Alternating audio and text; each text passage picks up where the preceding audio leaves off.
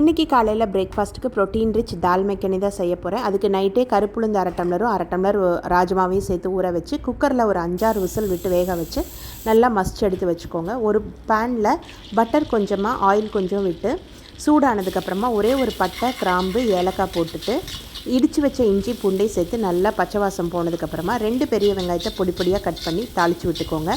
தக்காளி 2 பெரிய சைஸ் எடுத்து நல்லா பியூரியாக அடித்து உள்ளே சேர்த்திட்டு 1/4 ஸ்பூன் மஞ்சப்பொடி, 1.5 டேபிள் ஸ்பூன் காஷ்மீரி மிளகாத்தூள், 1/2 ஸ்பூன் தனி மிளகாத்தூள், 1/2 ஸ்பூன் கறி மசாலா, அதுக்கப்புறம் 1/2 ஸ்பூன் மல்லித்தூள். இதெல்லாம் நல்லா பச்சை வாசம் போய் எண்ணெய் பிரிஞ்சு வர வரைக்கும் நல்லா தாளித்து விட்டுருங்க. நான் ஏற்கனவே பருப்பில் உப்பு போட்டு தான் வேக வச்சுருக்கேன். நீங்கள் உப்பு போடலைன்னா இந்த ஸ்டேஜ்லேயே உப்பு சேர்த்துக்கோங்க. நம்ம மசிச்சு வச்சுருக்க பருப்பையும் உள்ளே சேர்த்து ஒரு 4 நிமிஷம் குக் பண்ணிங்கன்னா போதும். தால் மெக்கனி சூப்பராக ரெடி ஆயிரும். இறக்க போகையில் கசூரி மேத்தி தூவி இறக்கி விட்டுட்டு கொஞ்சமாக பட்டரும் ஃப்ரெஷ் க்ரீமும் சேர்த்துனிங்கன்னா சூப்பரான தால் மெக்கனி ரெடி ஆயிடுச்சு.